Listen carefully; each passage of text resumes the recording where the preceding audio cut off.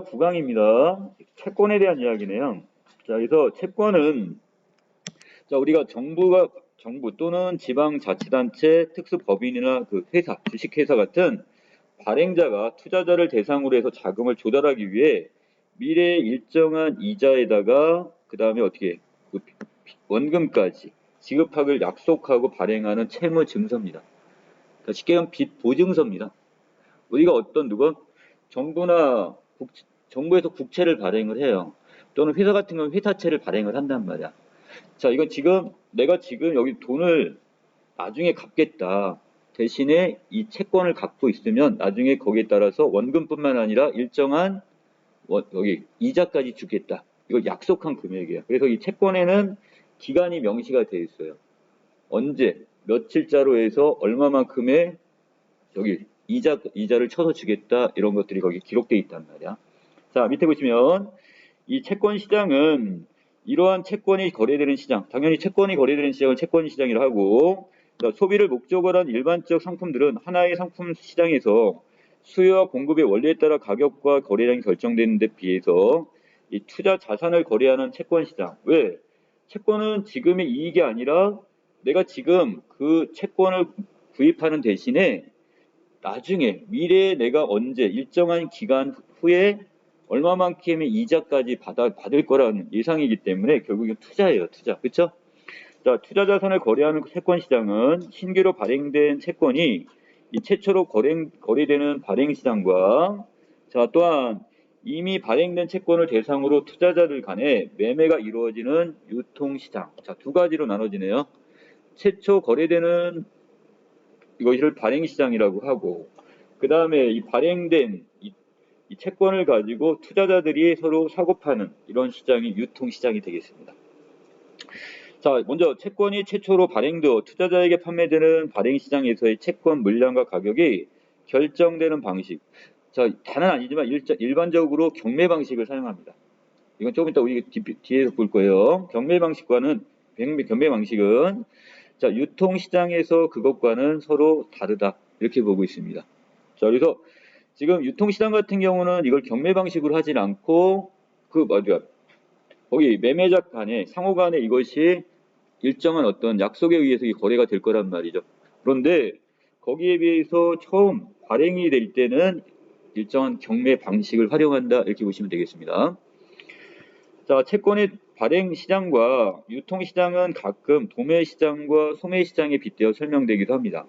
자, 예를 들어서 우리가 이 도매 시장이라는 것은 어떤 상인이 이걸 우리가 어떻게 도매로 떼어오는 거니까 대단위로 떼어오는 것처럼 자, 여기 있는 이 발행 시장에서 그 다음에 보시면 자, 여기 있는 채권 시장을 발행 시장 여기서 유통 구분할 때 이 소수의 대형 투자자들 자, 이 사람들이 자, 발행 시장에 참가해 물량을 확보합니다. 대량으로 이것을 구매를 한단 말이죠. 자, 이 사람들이 바로 뭐가 되는가? 도매 시장이라고 보시면 돼요. 도매업을 하는 사람. 그러면 이걸 가져다가 유통시장에다가 일반 투자자들에게 어떻게 해요? 대상으로 이것을 낮게나 이렇게 판매를 하겠죠. 이게 소매시장이 되는 겁니다. 이해되시나요? 자, 그래서 자, 보통 소형, 대형 투자자들 입장에서는 이것을 대량으로 이것을 매입을 해요. 그리고 이것을 다시 거기다 어느 정도 이윤을 붙이겠죠? 여기 붙여가지고 일반 투자자들에게 이걸 유통시장에서 이걸 거래를 하게 되는 겁니다. 자, 다음 단 채권 발행시장에서의 이 거래 방식은 매수인의 특성 및 자금의 규모에 따라서 이걸 두 개로 나눠지는데 상호 발행과 공모 발행으로 구분을 합니다. 자, 먼저 상호 발행은 자, 발행자가 특정 투자자와의 사적인 교섭을 통해 채권을 매각하는 것으로 주로 이 소규모의 단기 자금을 조달할 경우에 이 상호 발행을 사용합니다. 사적으로 이것을 모집해 발행하는 거. 자, 공모 발행은 불특정 다수의 투자자를 대상으로 큰 금액, 거액의 자금을 조달하기 위해 채권을 발행하는 것입니다. 자, 발행자가 당초 의도한 발행 규모에 비해 시장에서 소화되어 배출되는 규모가 적어 자금 조달이 원활하게 이루어지지 않을 위험이 잠재해요. 자, 이거 늘 속에 숨어 있기 때문에 상호 발행에 비해서 바로 이 공모 발행이 좀 더 전문적인 지식과 경험이 요구되게 되겠습니다. 자, 어떻게 보면 이 상호 발행은 그 자금이 되게 작은 금액을 우리가 지금 조달하기 위한 방법이기 때문에 자, 이거에 비해서 공모 발행 같은 경우는 금액이 엄청 커요. 자, 그래서 이게 만약에 예상한 금액만큼 이것이 채권이 만약에 판매가 되지 않으면 어떻게 되겠어요? 원하는 자금 조달이 안 되기 때문에 자, 그래서 이런 공모 발행의 경우는 좀 더 전문적인 지식과 경험이 요구된다고 했습니다. 자, 다음 문단에서는 이 공모 발행은 발행 위험의 귀속 여부에 따라서 과연 이 발행 위험을 과연 누가 책임을 질 거냐 이걸 귀속 여부에 따라서 직접 발행과 간접 발행으로 이렇게 분류하는데 자, 직접 발행은 바로 발행자 아까 우리 발행은 누가 한다고 해서 정부의 어떤 국채 또는 아까 회사채 회사 이런 데가 발행 주체가 돼요. 그러면 이 사람들이 그냥 거기에 대해서 책임을 지는 거야. 이게 바로 직접 발행이라면 간접 발행인 경우는 바로 중개회사가 일정한 부분 또는 일부분 내지 전체를 부담을 지는 것, 책임을 지는 게 바로 간접 발행으로 보시면 되겠습니다. 자, 이때 간접 발행은 중개회사가 채권을 인수함으로써 발행 위험의 일부나 전부를 부담하는 방식인데 간접 발행은 다시 중개회사가 발행 위험을 부담하는 정도에 따라서 자, 이걸 총액 인수와 잔액 인수로 다시 구분합니다. 자, 먼저 간접 발행 중에서 뭐가 있어요? 자, 여기 있는 자, 총액 인수는 자, 아까 분명히 중개회사에서 어느 정도 이거 책임이 귀속된다고 했잖아요. 자, 그래서 중개회사가 발행자와 약정한 가액으로 이 가액이라는 것은 일정한 금액으로 채권 발행 총액을 인수한 후에 일반 투자자를 대상으로 이를 판매하는 것으로 중개회사의 인수 가격과 일반 투자자의 판매 가격 간의 차이는 자, 중개회사가 전액 부담을 하게 됩니다. 자, 거기에 비해서 자, 이것도 똑같이 뭐가 되는 거야? 자, 잔액 인수도 동일하게 뭐가 되는데 자, 이것도 마찬가지. 이것도 간접 발행이죠. 자, 간접 발행 중에 잔액 인수는 발행자와 약정한 그 금액으로 1차적으로 발행자의 명의로 일반 투자자에게 판매를 한 다음에 자, 이 판매되지 못한 잔여분에 한해서 중개회사가 인수하여 처리하는 방법입니다. 자, 외려 아까 총액 인수에 비해서 잔액 인수가 이 중개회사 입장에서 부담이 덜하겠죠. 자금이 덜 필요할 겁니다.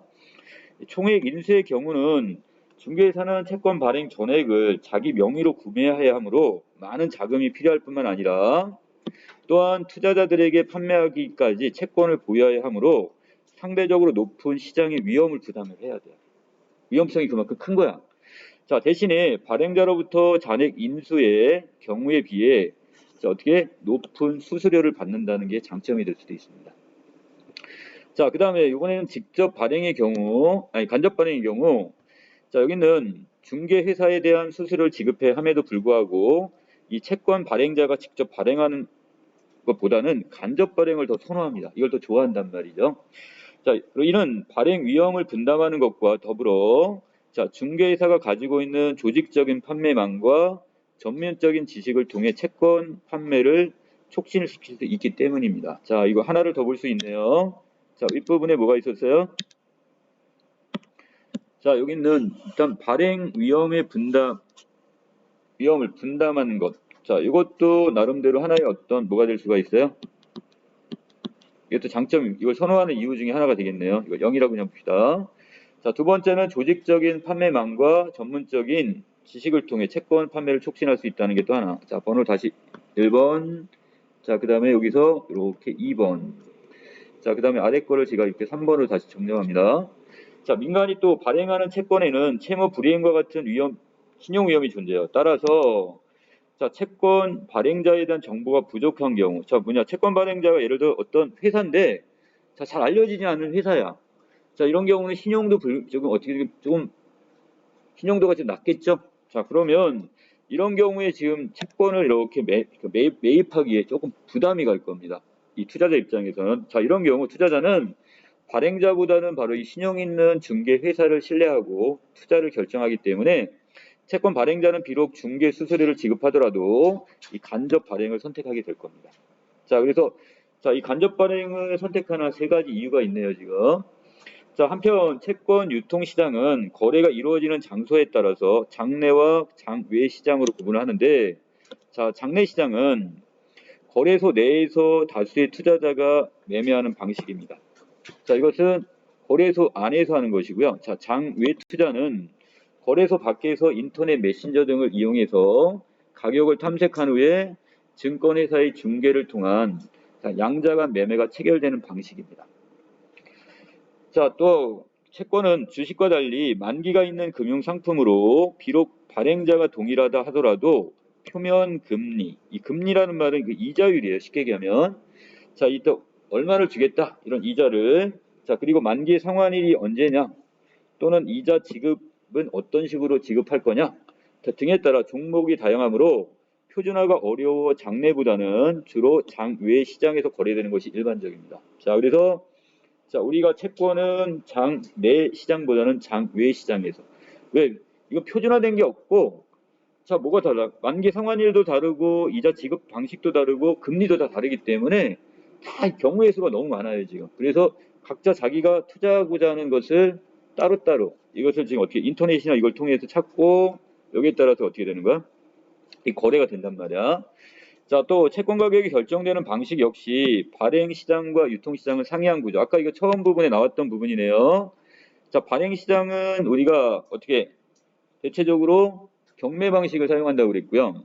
자, 유통 시장은 거기에 따라서 어떻게 다른 어떤 각각 그 투자자들끼리, 매매자끼리 이것이 결정이 될 겁니다. 자, 시장 수급에 따라 가격이 결정된 유통 시장과는 달리, 자, 여기는 발행 시장에서의 채권 가격은 경매 방식으로, 자, 이렇게 이것이 결정이 되는 경우가 일반적입니다. 채권 경매에 참여하는 투자자들은 되도록 낮은 가격의 채권을 매입해서, 이건 똑같을 거예요. 우리가 상인, 자, 예를 들어서 우리가 지금 과일을 지금 파는 가게예요. 그러면 내가 산지에 가서 이것을 어떻게 싸게 사다가 소비자들한테 비싸게 팔아먹어야 나한테 이윤이 많이 생기겠죠. 마찬가지로, 자, 여기는 어떻게 이 경매에 참여하는 사람들은, 이 투자자들은 되도록 낮은 가격으로 이것을 어떻게 하고, 자, 이것을 채권을 매입을 하려고 할 거예요. 대신에 이것을 또 어떻게 비싼 가격으로 수입을 극대화시키려면 그 막 비싼 가격으로 판매를 하려고 할 거란 말이야. 자, 그래서 경매에 참여하는 것을 우리가 응찰 또는 입찰이라고 하는데, 이 경우에 입찰 조건으로는 입찰 금리와 입찰 금액을 제시해야 됩니다. 자, 그래서 금리, 얼마만큼의 이자를 받을 거다. 그리고 입찰 금액이니까 얼마만큼은 이것을 내가 투자하겠다. 뭐 이런 것들. 자, 그러면 여기서 입찰 금리를 투자자가 자의적으로 결정하는 게 아니라, 자, 자의적이라는 것은 다른 말로 임의적으로 내 마음대로 결정하는 게 아니라 정해진 금리 호가 단위가 있어요. 자, 호가라는 말은 가격을 부르는 걸 얘기하는데, 금리도 이미 정해져 있어. 어느 정도 선에서부터 기준을 잡습니다. 이게 정해져 있단 말이죠. 자, 그래서 자, 먼저 입찰 결과 채권을 배정받을 경우를 우리는 낙찰을 받았다 이렇게 얘기하고요. 낙찰되었다고 하고, 이 경우에 입찰 금리와 입찰 금액은 낙찰 금리, 낙찰 금액이 되는 겁니다. 자, 내가 예를 들어서 얼마로 해갖고 얼마의 금리로 얼마만큼을 사겠습니다 했단 말이야. 그런데 그 금액이 결정이 나서 그걸로 내가 승낙을 받았어요. 그러면 그것이 결국 뭐가 되는가, 그대로 입찰 금리와 입찰 금액이 낙찰 금리와 낙찰 금액이 되는 겁니다. 자, 이 금리와 채권 가격은 역의관계를 가지고 있으므로, 자, 여기서 채권 발행자는 되도록 낮은 금리를 제시한 투자자에게 채권 물량을 우선적으로 배정을 해줘야. 자, 회사 입장에선 뭐예요? 이거를 지금 금리를 높게 달라는 사람보다는 어떻게 낮게 달라, 이런 사람한테 어떻게 되겠어요? 먼저 줘야 되겠죠. 자, 다시 채권을 발행하는 사람은 회사라고 일단 봅시다. 내가 회사에서 돈이 없어가지고 좀 채권을 발행한 거야. 그러면 투자자한테 예를 들어서 10억을 빌렸어요. 근데 그 투자자가 어떤 사람은 1%의 이자만 달라, 금리를 달라고 얘기하는 사람이 있고, 어떤 사람은 5% 금리를 달라고 하면, 여러분 같은 사람은 회사 사장 입장이면 어떤 사람한테 매각을 할 거예요, 이걸? 이자를 적게 달라고 하는 사람한테, 그러니까 내가 이자를 적게 부담을 하는 거야.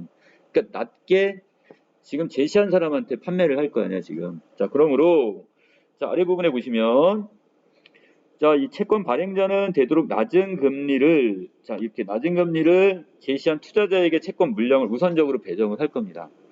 자, 그리고 발행 물량을 쏟아내고요. 자, 입찰에서 경쟁이 높아지면 높아질수록 입찰 금리는 낮아지게 되겠죠. 왜? 입찰 경쟁이 심하다는 것은 이걸 금리를 써낸 사람이 되게 많아. 그러면 이런 경우에 어떤 사람한테 낙찰을 해주겠어요? 금리를 더 낮게 쓴 사람한테 그걸 배정을 해주겠죠.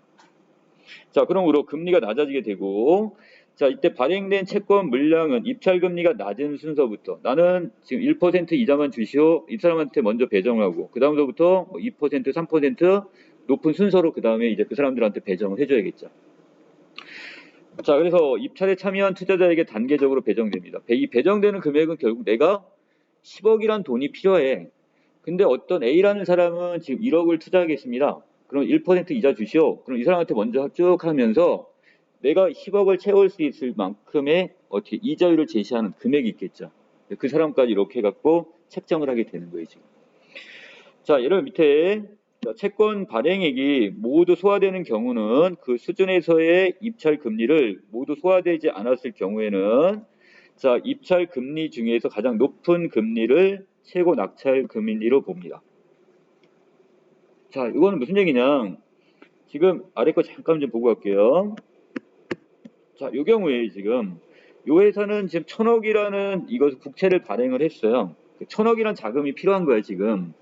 자, 근데 지금 A사부터 F사까지 입찰 금리를 제공을 했는데 어디서부터 봐야 돼요? 지금 아래부터 봐야 되겠죠. 자, 여기 4.99야. 여기서부터 해서 5.5%까지 이자를 달래. 그러면 당연하게 어디서부터? 밑에서부터죠? 근데 나는 얼마를 만들어줘야 돼요? 지금 1,000억을 만들어야 돼요. 그러면 여기 200억, 200억, 200억, 100억, 200억 여기까지 다 올라오면 1,100억이에요 지금. 근데 난 1,000억 여기 1,000억만 있으면 되잖아. 그러면 아래에 있는 F사부터 차근차근 배정을 해주고 A사는 5.05%의 금리를 달라고 하니까 이 사람들한테는 어떻게 해? 이 사람은 반. 왜? 지금 1,000억을 만들 때 밑에까지가 총 얼마가 지금 됐어요? 여기까지 합치면 이 금액이 지금 900억이에요. 900억. 자, 900억이기 때문에 자, 여기까지가 900억이고 그 다음에 여기다가 플러스 한 100억만 더 있으면 되니까 이거. 만약에 이 A사가 만약에 이게 금리를 지금 5.05%가 아니라 뭐 5.0%를 주겠다고 하면 이 사람 거가 먼저 우선적으로 배정이 됐을 텐데 지금 너무 높은 금리를 지금 제공해 주니까 이 사람 거는 다 지금 어떻게 돼? 이거 거기서 잘려버린 거예요, 지금. 이해되시나요? 어떻게 계산하는 건지? 자, 그래서 낮은 금리부터 차례차례 입찰 금액만큼씩 먼저 그 사람한테 배정을 해주고 그래서 내가 이제 1,000억을 채우는데 자, 입찰 금액으로 다 채웠으니까 여기서는 지금 얼마? 5.05%가 최고 낙찰 금액이 되는 겁니다. 그리고 만약에 이게 다 안 됐어. 안 찼더라도 그 최종 제일 높은 금리까지 거기까지가 뭐가 되는 거야? 그게 바로 최고 낙찰 금액이 되는 겁니다. 자, 다시 위로 올라갈게요. 자, 발행 시장에서의 채권 가격이 효율적으로 형성되고 경매 수입을 제고하기 위해서는 자, 이걸 끌어올리기 위해서는 자, 응찰률을 충분히 높여야 되는데 이를 위해 경매 방식에는 단일 가격, 복수 가격, 차등 가격 자, 이렇게 세 가지 방법이 있대요. 자, 이것들은 뭘 위해서 어떻게 했는지 많은 사람들이 채권을 구매하도록 유도를 해야 되는 거야, 지금. 그렇죠? 자, 먼저 단일 낙찰 방식은 최고 낙찰 금리를 경매 총상 금리로 정산하여 낙찰된 모든 물량에 이 금리를 적용하는 방법입니다. 자, 그러면 최고 낙찰 금리를 경매 청산, 이 청산이란 말이 뭐야? 이거 세물에서 정리해 버리는 것, 이걸 청산이라고 하는데 청산 금리로 정해서 낙찰된 모든 물량에 이 금리를 똑같이 적용을 해줘야. 이렇게 되면 어떻게 될까요?